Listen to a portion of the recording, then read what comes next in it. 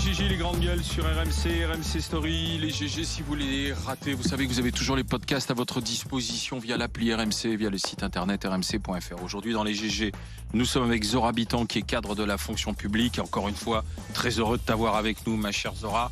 Je le rappelle pour ceux qui ne le savent pas, mais tu es en plein combat encore contre la maladie, contre le cancer. Oui. Et 3 heures d'émission de punch, ça fait partie de la thérapie. Exactement. Parce que je pensais t'écrabouiller, puis je suis pas arrivé. Nous sommes avec Mehdi Guézard, qui est chef d'entreprise, garagiste, entre autres, et restaurateur. Il est dans les Hauts-de-Seine. Nous sommes avec Étienne Yebig, éducateur. C'est l'heure du face au GG avec une candidate à l'élection présidentielle, Marine Le Pen. Jingle.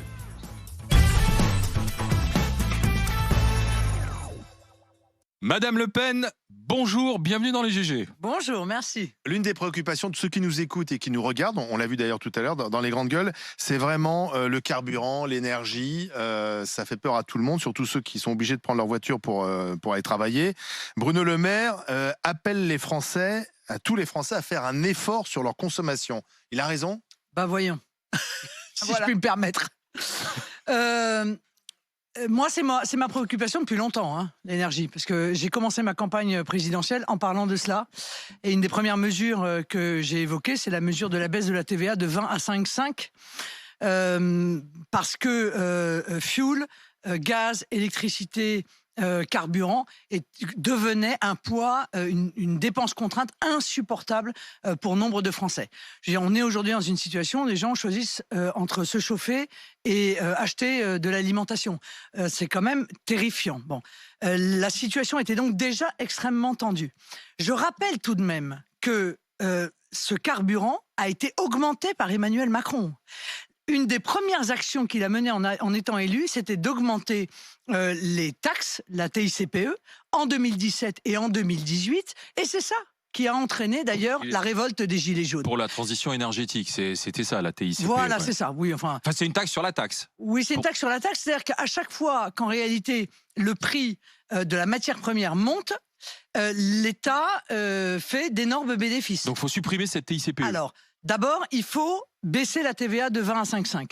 C'est quand même considérable. C'est 12 milliards d'euros qui sont rendus aux Français. Hein. Donc, c'est un gros effort, mais c'est un effort absolument nécessaire. Et puis, c'est un effort de guerre, presque.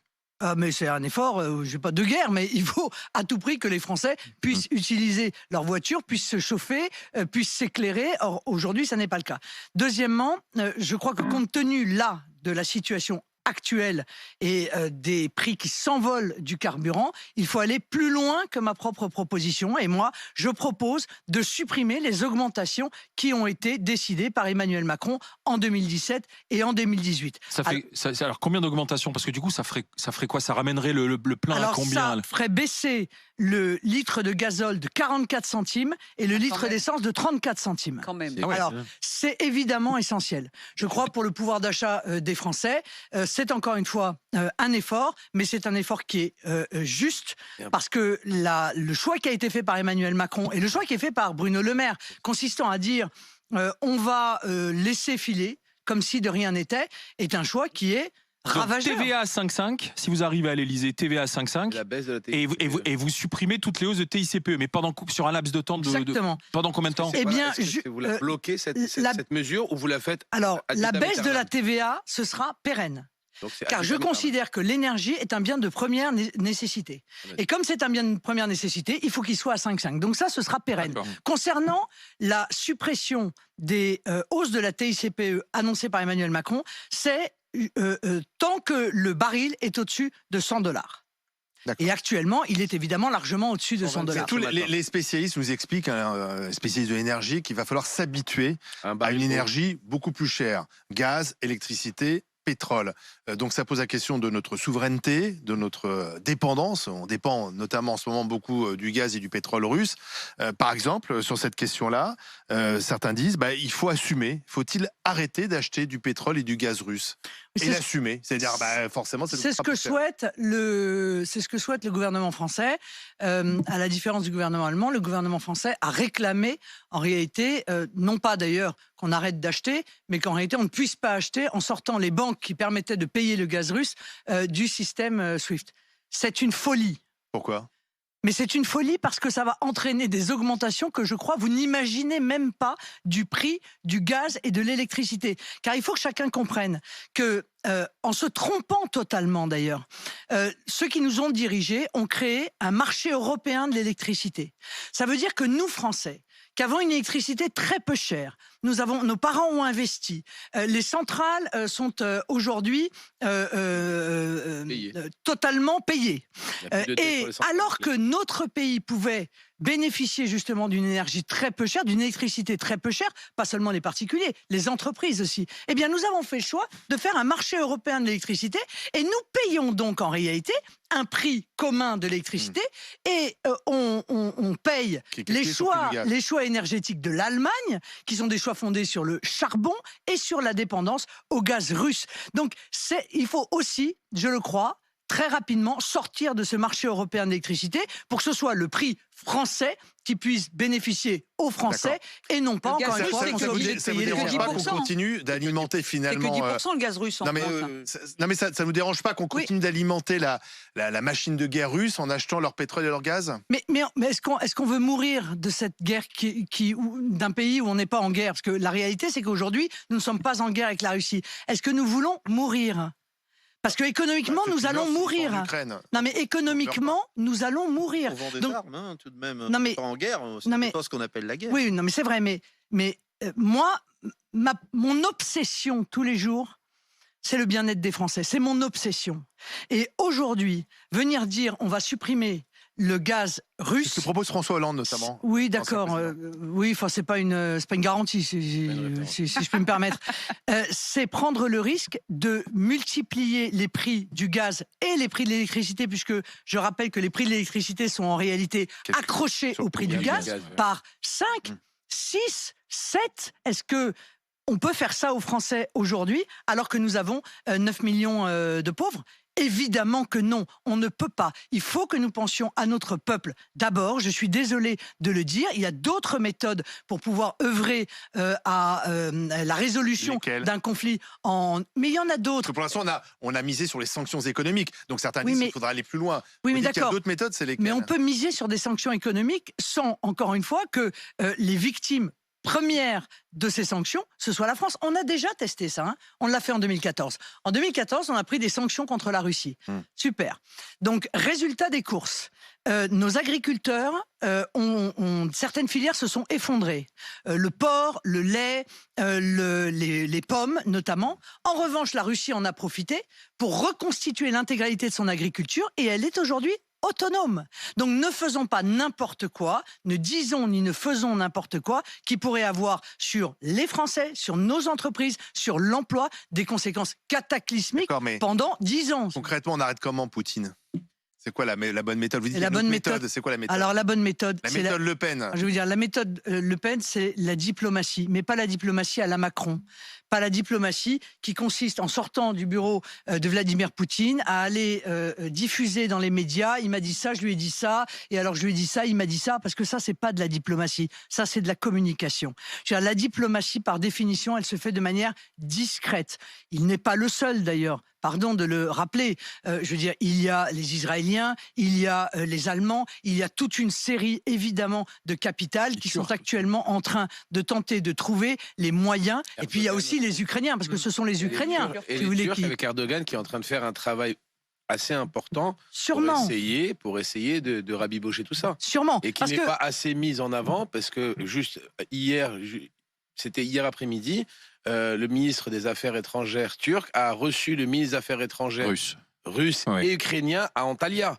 Et c'est la première fois que deux hauts commis de l'État se sont rencontrés directement.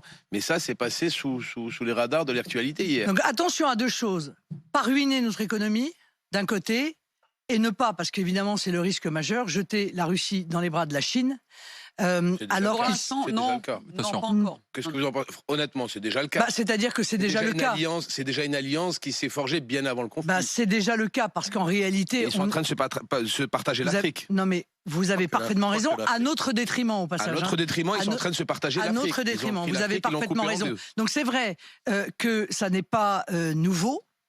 c'est aussi la conséquence. En fait, ça a démarré dès les sanctions de 2014, évidemment. Il faut des débouchés. Donc le débouché, c'est la Chine. Le problème, c'est qu'on est en train de constituer là un mastodonte, une gigantesque puissance sino-russe. Excusez-moi, Madame Le Pen, mais précisément, moi j'ai l'impression que vous nous avez entraîné, vous, et puis moi je mets tout le monde, l'extrême droite dans son ensemble, vers une pensée qui était entièrement tournée sur le danger venant du Sud, sur ce qui allait nous tomber sur la tête, etc., avec une espèce de logiciel des années 30 maurassien.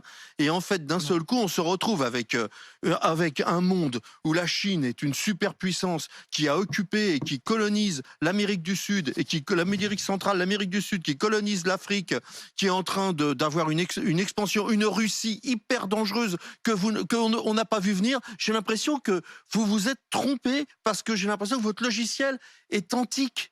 Eh bien, il est retardé. Marine Le Pen. Eh bien, vous avez totalement tort. Le logiciel antique, c'est celui qui nous a menés dans cette situation-là. Le logiciel antique, c'est celui qui consiste à ne pas admettre que les grandes puissances sont toutes dangereuses. Toutes. Parce que ce sont des grandes puissances.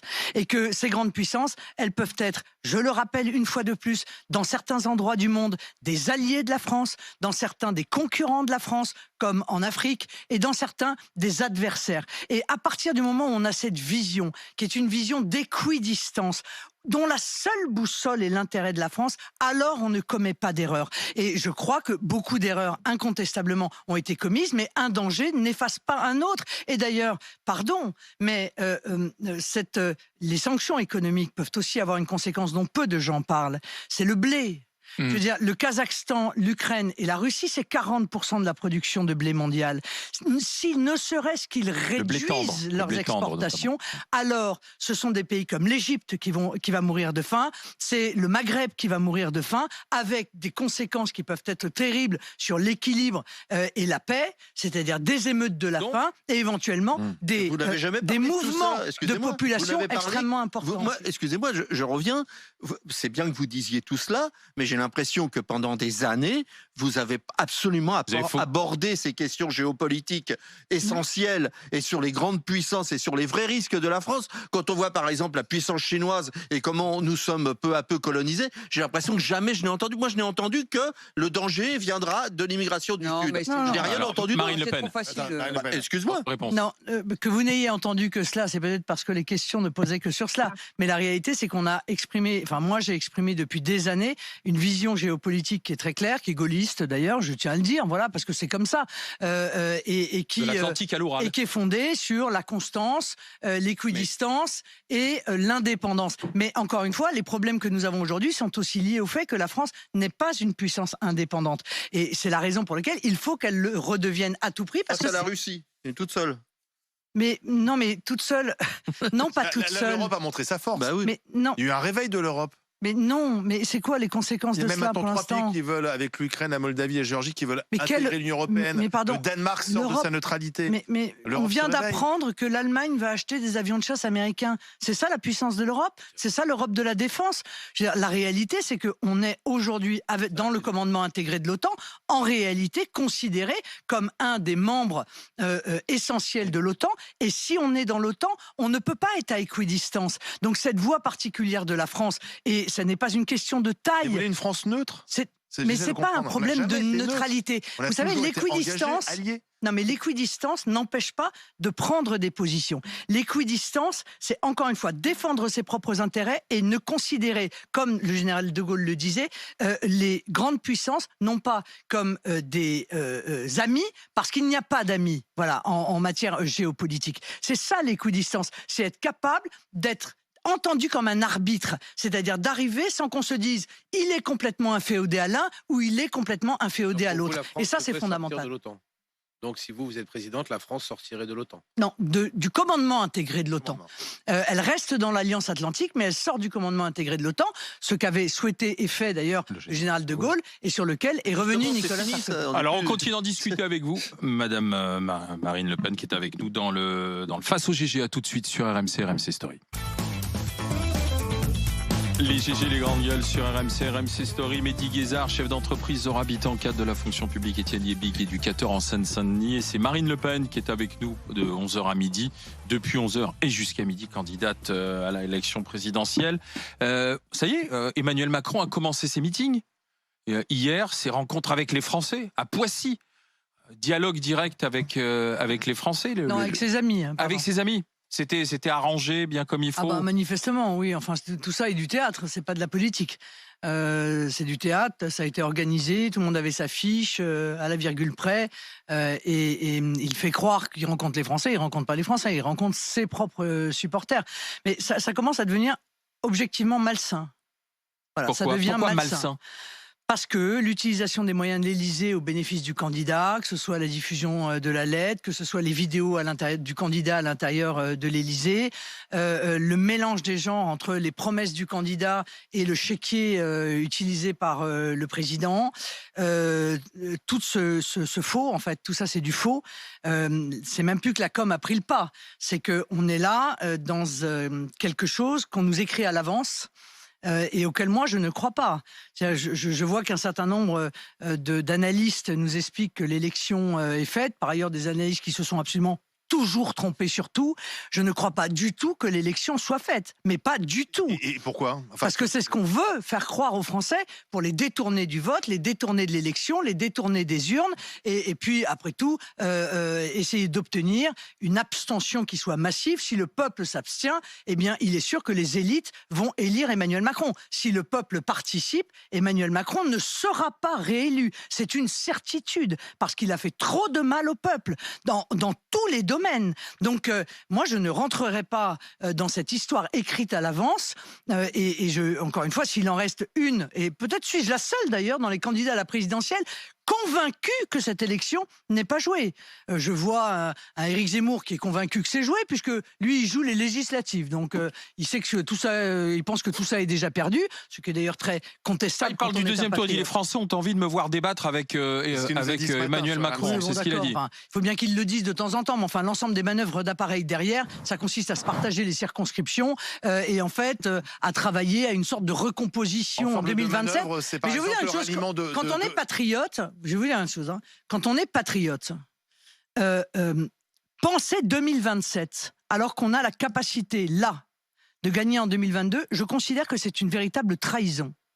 Voilà, c'est une véritable trahison. Quand vous parlez de manœuvre, vous pensez au ralliement de votre nièce Marion Maréchal. Le fameux plafond de verre dont elle a parlé il y a quelques jours, où elle disait, il y a 5 ans, je ne pensais pas dans son discours, je ne pensais pas qu'on pouvait continuer à avancer, mais maintenant, avec Éric Zemmour, peut-être que... non, mais c'est exactement l'inverse, pardon. C'est ce plafond de verre, elle dont elle a parlé il y a 3 jours. Pour le coup, c'est lui qui recrée avec sa petite truelle le plafond de verre.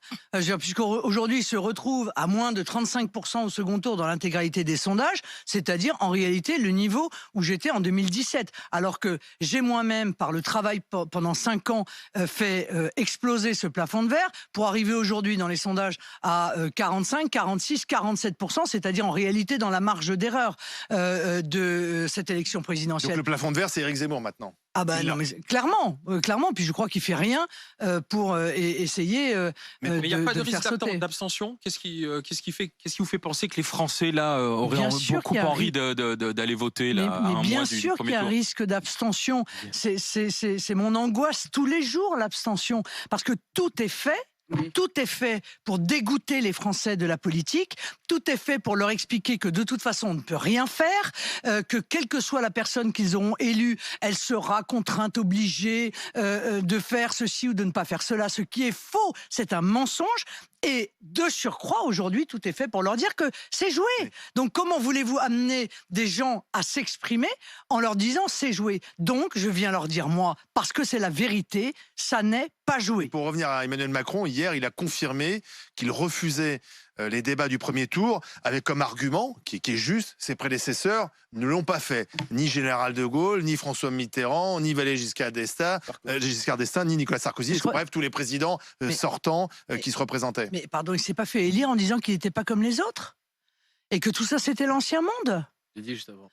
Alors non seulement c'est l'ancien monde, pour le coup, et même pire encore que l'ancien monde, puisque là, Jupiter nous envoie une petite lettre, merci beaucoup, pour nous annoncer qu'il est candidat. Il reste complètement en dehors, en fait, du débat politique, ce qui est un problème démocratique fondamental. Il y a l'Ukraine. Non mais d'accord, mais le problème, regardez bien ce qu'il fait. Il se sert, là, je ne l'ai pas dit pendant les premiers jours, vous voyez, je lui ai accordé le bénéfice qu'il était le président de la République et qu'il se comportait comme le président de la République française dans un moment qui est un moment extrêmement difficile. Qu'est-ce que je vois depuis quelques jours? Je vois un président de la République qui se sert de son statut de président de la République pour faire en réalité sa campagne de candidat. Je veux dire, toutes ces photos de mode qui passent sur les réseaux sociaux avec lui en train de réfléchir, l'air inspiré par la crise ukrainienne, tout ça, ce sont des photos pas du président, ce sont des photos pour le candidat. Donc c'est, encore une fois, malsain et je vais même aller plus loin, c'est malsain et malhonnête à l'égard des Français qui attendent une chose, c'est qu'il vienne s'expliquer sur son bilan. Est-ce que je dois vous rappeler quand même les propos d'Emmanuel Macron, disant je veux être jugé sur mon bilan, disant qu'il vienne me chercher, et j'en passe et des meilleurs. Aujourd'hui, on est à 33 jours de l'élection présidentielle, et il y a un mur de verre d'1 mètre entre le président candidat et les Français qui ne peuvent pas... Il y a un argument que les Français... qui sont pas d'ailleurs forcément des macronistes, mais qui disent oui, mais enfin en même temps, là, il y a une guerre à nos portes, on va pas changer le chef de guerre, on va pas partir vers l'inconnu, alors que on sait pas comment tout ça va évoluer. Et ça, c'est un argument, à mon avis, qui est très fort et que les Français entendent. Bah oui, d'autant que vous étiez quand même pas très, ni vous ni d'autres d'ailleurs, ni même à gauche, très clair par rapport à vos liens avec la Russie, etc. C'est-à-dire que il y a eu ça qui vous a été reproché, à mon avis, quand même à juste titre. Eh ben oui, mais maintenant c'est facile, mais c'est vrai que vous avez... Le président de la République, au début de son mandat, a accueilli Vladimir Poutine. À Versailles. À Versailles, oui. On a fait beaucoup... c'est normal, oui, alors c'est normal. Donc c'est normal parce qu'il considérait, comme président de la France, qu'il était utile que la France puisse avoir des relations qui soient moins hostiles qu'elles ne l'étaient avec la Russie. Pourquoi me reprocher à moi ce qui était l'avis également d'Emmanuel Macron? Donc stop avec ça. Je veux dire, c'est normal que la France puisse avoir des relations avec les États-Unis, avec la Russie, avec la Chine. Après, l'objectif, c'est défendre les intérêts de la France. Est-ce que Emmanuel Macron a défendu les intérêts de la France? Moi, je suis navré, mais cette crise en Ukraine, on dit circuler, il n'y a plus rien à voir. Mais elle pose des questions fondamentales sur les erreurs qui ont été commises par Emmanuel Macron. Il a commis une erreur majeure en matière de souveraineté énergétique. C'est lui qui, au début de son mandat, en 2018, souhaitait faire disparaître quasiment la filière nucléaire. C'est lui qui a arrêté Astrid. C'est lui qui voulait fermer 12 ou 14 réacteurs nucléaires. Mais d'accord, mais est-ce qu'on peut dire aujourd'hui qu'avec le recul, il a commis une erreur majeure et qu'il a mis les Français dans une situation qui est une situation difficile et de ça, à cause il doit de en lui. débattre là au premier tour. Mais bien sûr, il n'y a pas que la souveraineté énergétique, parlons de la souveraineté alimentaire. Là aussi, Emmanuel Macron, il a soutenu le dispositif de la ferme à la fourchette de l'Union européenne qui vise à baisser de 20% la production agricole européenne en nous mettant donc pieds et poings liés à des importations de plus en plus massives de la part du monde entier, dont d'ailleurs la Russie, alors même que nous étions la première puissance agricole du monde. C'est une erreur stratégique majeure, il doit en rendre compte aujourd'hui. Mais ça sera dans le débat du deuxième tour, ça, face à celui qui sera son prétendant. Parfait. Donc on fera une élection présidentielle avec un débat de 2 heures. Ça pose un problème quand même. Mais où ça existe ça? Toi, ça te pose un problème? Ça pose un problème, c'est vrai, ça pose un problème. Je dis, on ne peut pas balayer un bilan parce que le risque de balayer... on a plusieurs risques, c'est-à-dire qu'on court l'abstention, une abstention importante qui va assurer à Emmanuel Macron un confort parce que en face, tout le monde est éparpillé. La gauche est éparpillée, la droite est éparpillée. Chacun va prendre un petit peu. Lui, il a son socle. Moi, son socle... Il fait même plus 5 selon les intentions de vote dans les sondages. J'y crois pas. En même temps, c'est à chacun aussi joue sa partie. Voilà, mais je trouve que d'abord, rien n'est joué. Moi, je suis persuadée que rien n'est joué parce que la colère des Français, c'est pas un petit bruit de fond, c'est un énorme bruit quand même. C'est pas, c'est pas, il y a pas les gens, la politique non pas celle de Macron parce qu'on peut pas tout reprocher à Macron. Il y a quand même 35 ou 40 ans derrière. Lui, il a aussi fait des erreurs, il a fait aussi des choses positives. Mais n'empêche que la colère des Français, elle est factuelle. Donc personne ne sait aujourd'hui, les sondages, ils sont ce qu'ils sont, mais personne ne sait aujourd'hui, dans l'isoloir, ce que sont capables de faire les gens. Et moi, je ne dirais pas que c'est joué. Et je pense qu'il est nécessaire qu'il y ait non seulement un bilan, mais une vraie campagne avec tous les candidats. Si le président de la République choisit de se mettre en marge, attendez, Madame Le Pen, les débats à 11, vous les avez faits. Est-ce que c'est utile d'avoir de nouveau un débat 11 avec le président de la République et finalement 11 candidats, parce que vous êtes 12 sur la ligne de départ, donc il y aurait le président et 11 qui seraient 11 contre lui finalement. Est-ce que ce serait utile? Mais ça, c'est la règle du jeu, mon pauvre monsieur. Ça s'appelle la démocratie, quoi. Je veux dire, à un moment donné, on a un mandat, et puis quand on remet son mandat en jeu, s'il ne voulait pas, il n'avait qu'à pas se représenter. Il n'était pas obligé de le faire. Je veux dire, il pourrait très bien dire, la situation en Ukraine est tellement difficile que je me concentre là-dessus et que je ne suis pas candidat. Ça n'est pas le choix qu'il a fait. Donc je veux dire, il peut pas avoir, encore une fois, le beurre, l'argent du beurre, et je vous laisse terminer le reste. C'est pas possible, ça. Parce que démocratiquement, c'est insensé. Pas un seul pays n'accepterait un comportement tel que celui-là. Vous trouvez que c'est le meilleur moyen, le conflit, parce qu'en fait, ça va être une espèce de bagarre où chacun va défendre son morceau de beurre en attaquant le président. Est-ce que vous trouvez que c'est le meilleur moyen de défendre son bilan plutôt qu'une rencontre avec des journalistes un peu spécialisés dans chacun des domaines qui l'obligeraient à répondre sur son bilan et sur son programme? Marine Le Pen. Mais écoutez, à ce moment-là, on supprime les élections, et puis on fait voter les journalistes, peut-être, et puis on leur fait faire le débat, et puis voilà, nous on va pêcher à la ligne, et puis le jour venu... Ça n'a jamais... Enfin, on peut l'inventer, mais ça a déjà eu lieu. En 1974, on a inventé le... C'est Giscard a inventé le débat du discours. Mais plus c'est plus. Oui, il faut des journalistes qui l'interrogent, mais il faut aussi des débats, mais il faut de tout, c'est ça, encore une fois. Qu'il puisse être interrogé sur son S'il n'y a pas de débat démocratique, il n'y a pas de démocratie. Et moi, je rappelle encore une fois de plus une chose, la présidentielle, c'est 2 tours. Oui. Et en plus, c'est 2 tours. Ça veut dire que dès le 2e tour, il y a une nouvelle élection. Même s'il fait, admettons, je ne le crois pas moi, mais même s'il fait 28 ou 29% au premier tour, rien n'empêche de le battre au second tour, parce que absolument tout est remis sur la table. Sauf que vous êtes loin de... Pardon, sur ça, puisque avant de passer à un autre sujet, mais dans les sondages, il est quand même loin devant vous. Vous êtes 2e maintenant dans les sondages, vous êtes de nouveau la challenger d'Emmanuel Macron, mais vous êtes loin. Or, si on a un peu de mémoire et si on analyse quand même les scrutins précédents, rarement une candidate ou un candidat n'a réussi à rattraper ce retard qui est quasiment du simple au double dans certains sondages. Vous 15 et lui 30. Mais non. La seule chose qui importe, c'est sur combien de reports de voix Emmanuel Macron peut compter. Voilà. Et je peux vous dire que quand vous regardez l'élection avec ce biais-là, évidemment, vous vous dites que Emmanuel Macron peut être battu. Et c'est une bonne chose. Vous restez avec nous, Marine Le Pen. Le Face au GG continue. Dernière partie dans un instant avec question de Mehdi Guizard, Zora Habitant et Étienne Libig. Les GG, les grandes gueules avec Marine Le Pen. Marine Le Pen face au GG avec Étienne Libig, éducateur, Zora Habitant, cadre de la fonction publique. Mehdi Guizard, chef d'entreprise dans les Hauts-de-Seine. Vas-y, Mehdi, question. Alors, j'ai une question, Marine Le Pen. Les yeux dans les yeux, comme diraient certains. Attention, parce qu'avec Cahuzac, ça lui a pas porté chance. Voilà. Ça vous portera chance, peut-être. Il y a une question qui me taraude depuis quelques temps, depuis que votre président par intérim est passé ici sur le plateau des Grandes Gueules. Jordan Bardella. Jordan Bardella, voilà, c'est ça.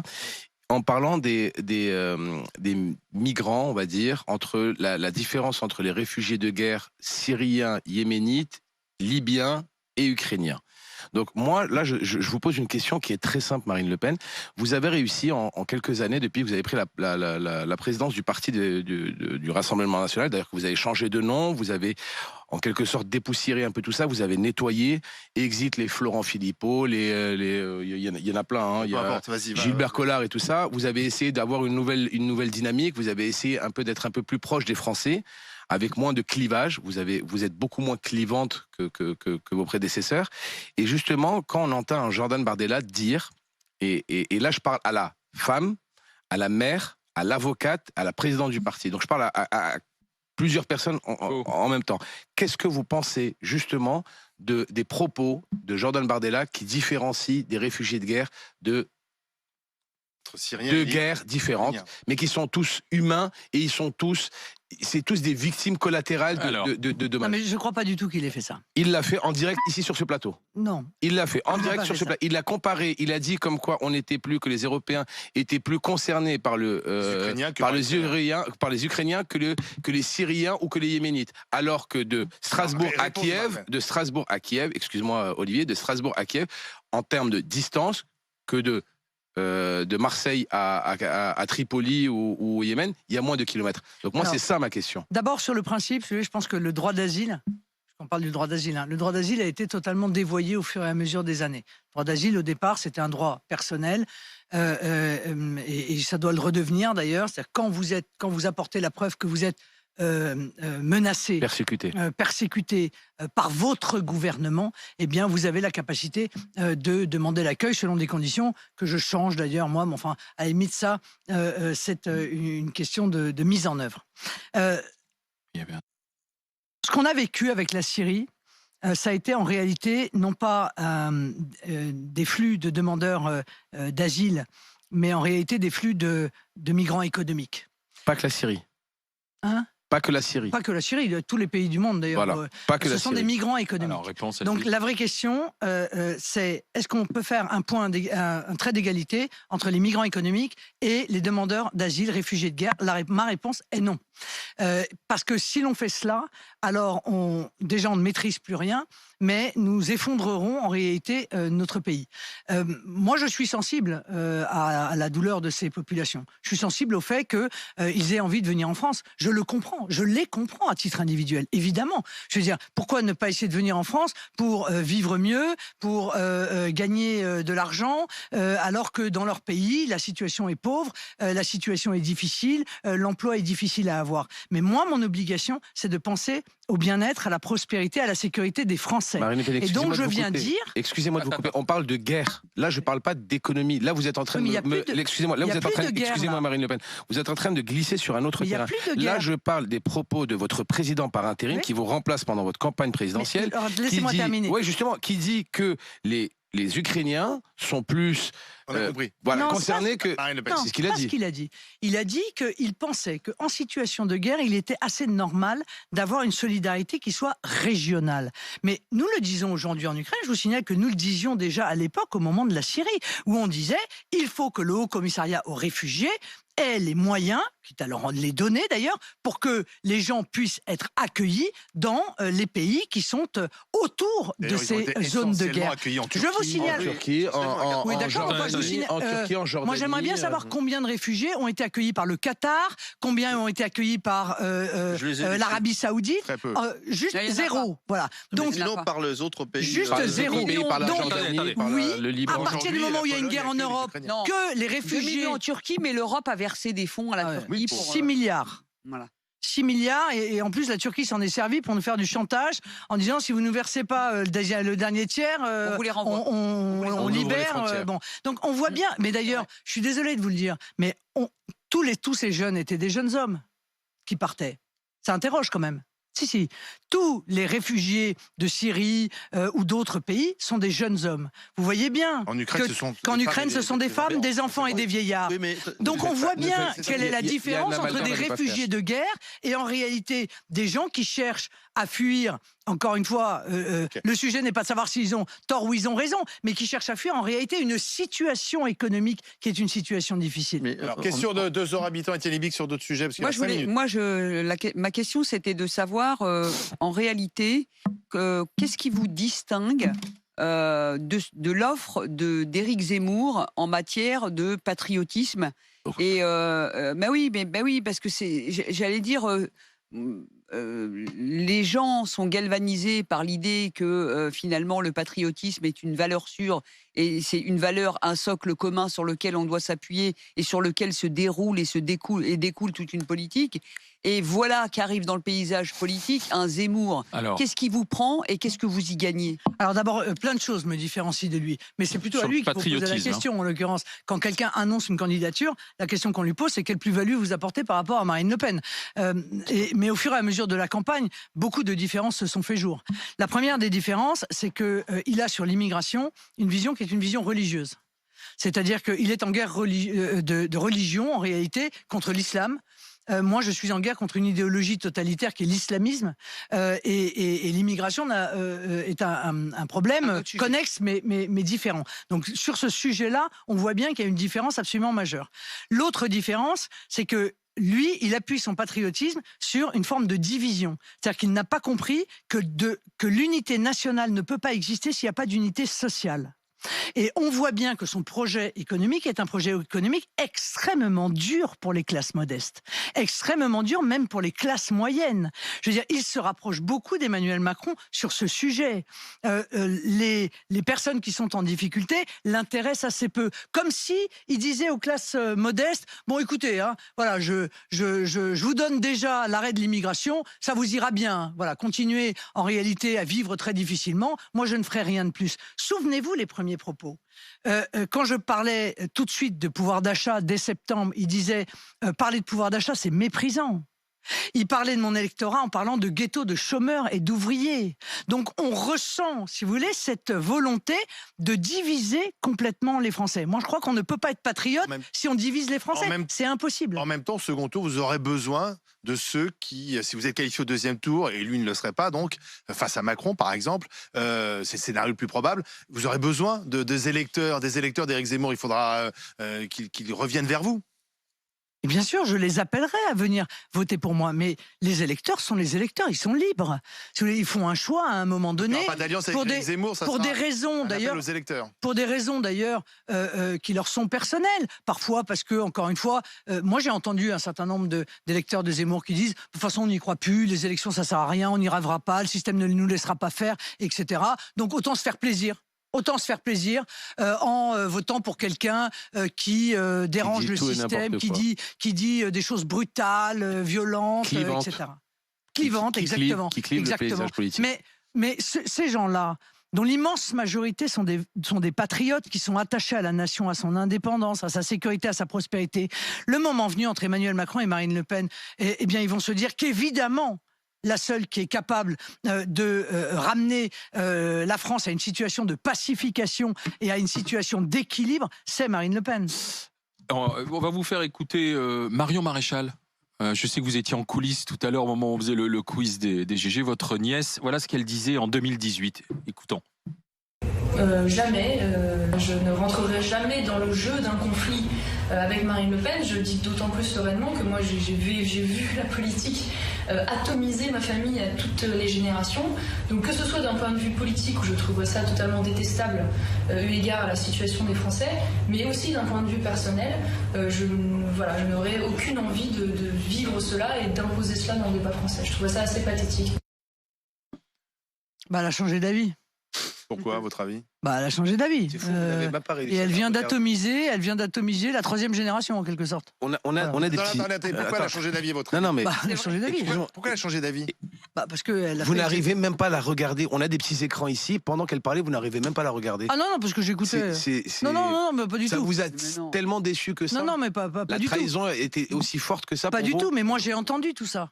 Je veux dire, je l'ai entendu dire, je voterai pour le candidat le mieux placé, etc. Ouais, bon, elle a envoyé tout ça par-dessus bord, et elle envoie tout ça par-dessus bord. Comment vous l'expliquez?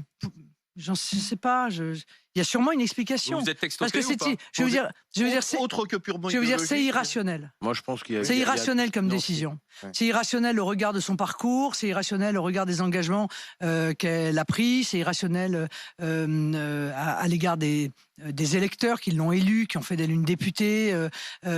C'est irrationnel par rapport à ses propres déclarations depuis 5 ans, et c'est irrationnel par rapport aux résultats. Mais vous, puisqu'encore une fois, est-il vrai qu'il y a un financement derrière? Je sais pas, Attention. moi, je veux pas rentrer dans ce type de considération, mais prendre la responsabilité. Ça vous blesse, ça vous fait prendre mal la responsabilité pour elle de participer à une division du camp national au moment où il y a une urgence absolue pour le pays et où on peut gagner cette élection présidentielle, c'est lourd. Je suis pas sûr qu'elle ait vraiment mesuré la responsabilité qui est la sienne. Objectivement, maintenant. Personnellement, ça vous blesse, ça vous fait mal? Non. Là, de manière familiale. Vous le savez bien que ça me blesse. Vous le savez bien. C'est peut-être fait pour ça d'ailleurs. C'est pas en réalité, peut-être que que juste le fond c'est ça. Peut-être que juste le fond c'est ça. Vous savez, parfois on cherche des grandes explications politiques, et puis parfois c'est uniquement des choses qui relèvent de l'affectif, quoi. Mais pourquoi l'affectif? Parce que vous-même vous l'avez dit, vous l'avez élevé, il y avait une vraie proximité. Ça vient d'où? Mais j'en sais rien, je veux pas m'allonger sur le divan. Non, mais c'est pas. Enfin, je veux dire, ça nous appartient, ça appartient à la famille. Vous êtes envoyé des messages ou pas? Mais enfin, c'est incroyable. Mais oui, pas Karine Le Marchand. Les liens sont rompus ou est-ce que vous avez quand même toujours un contact? Non, les liens sont rompus de son fait. Merci Marine Le Pen d'être passée par le Face au GG. Merci à vous de votre invitation. 60 minutes avec nous.